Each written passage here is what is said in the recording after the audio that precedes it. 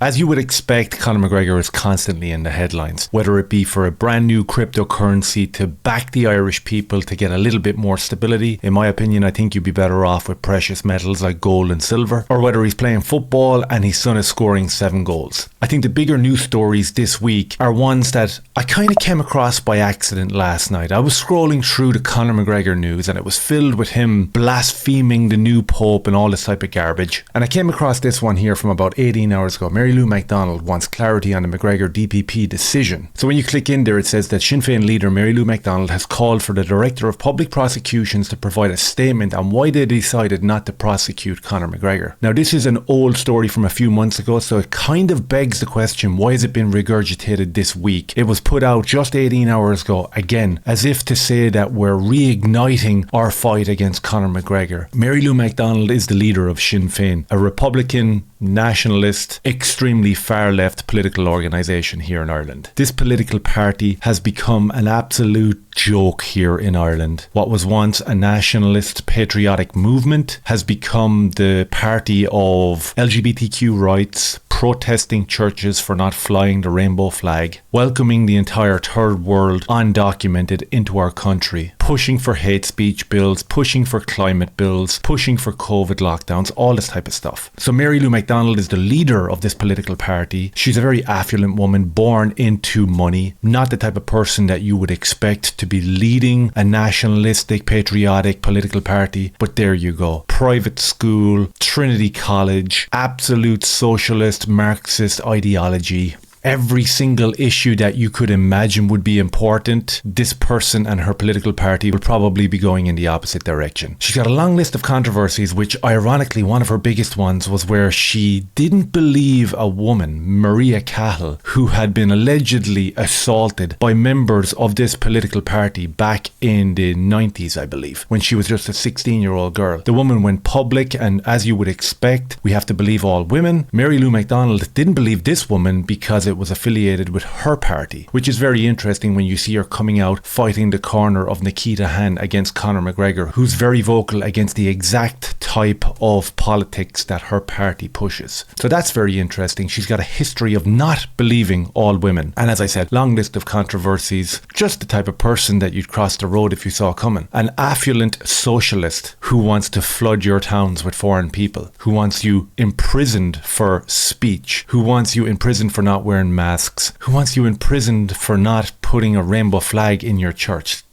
This is where the political landscape is in Ireland. This is, believe it or not, a nationalist political movement that she allegedly is the front and centre of. But anyhow, she's out and she's almost self-owning and helping Conor McGregor, in my opinion, when she says that the Director of Public Prosecution need to make a statement or need to be investigated for why they didn't prosecute Conor McGregor. So when you jump over here and you get a little bit of insight into the Director of Public Prosecutions here in Ireland, and the decision was made not to pursue criminal charges against Conor McGregor in 2 notable cases based on the available evidence and the legal threshold for prosecution. Extremely well worded, the legal threshold for prosecution and available evidence. If we go back to when we were covering this whole Nikita Han fiasco, I believe the Director of Public Prosecutions refused on 2 occasions not to pursue this legally because of the lack of evidence, because of what the CCTV footage had shown. And I think that it actually says that here. It says that Nikita Han alleged that Conor McGregor assaulted her in a Dublin hotel in December 2018. We know all this. The Director of Public Prosecutions decided in 2020 not to prosecute McGregor or a second individual, James Lawrence, citing insufficient evidence, no reasonable prospect for conviction in a criminal trial. Factors included inconsistencies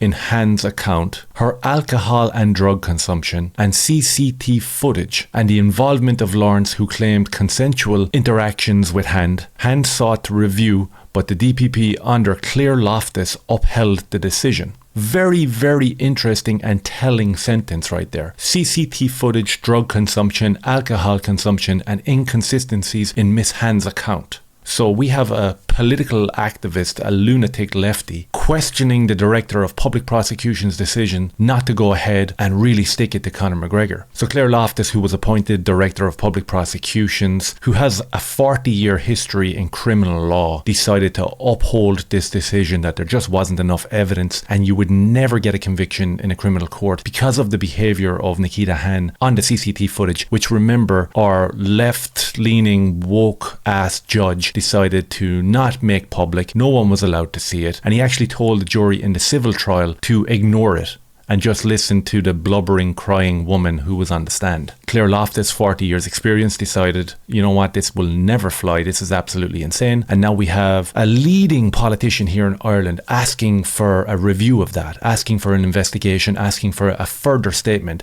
I think that this just bolsters Conor McGregor's story. I think this bolsters his appeal. I think that what Mary Lou McDonald was trying to do was reignite some sort of fire and silence Conor McGregor further. But what it will actually do, along with the new evidence that could be administered into the court proceedings, and we saw that last week, that two neighbours of Nikita Han came forward, signed legal affidavits saying that they heard this like insane argument the night that Nikita Han came home and told her fiance, who she just bought a new house with and just had a kid with, that she was out having sex all night with Conor McGregor. So you can imagine that he was perfectly happy with that, didn't get angry one bit, didn't involve himself in a huge argument with her, and probably never hit her or kicked her or pushed her onto the ground like the two neighbours across the road said that they had witnessed. That story of the new evidence has slid under the radar. I believe it's July the 1st that the judge, I think it's the same judge from the original civil trial, I guess is going to make his decision on whether we're going to have that be admissible. But that really does lead us to where we are now in terms of leading political factors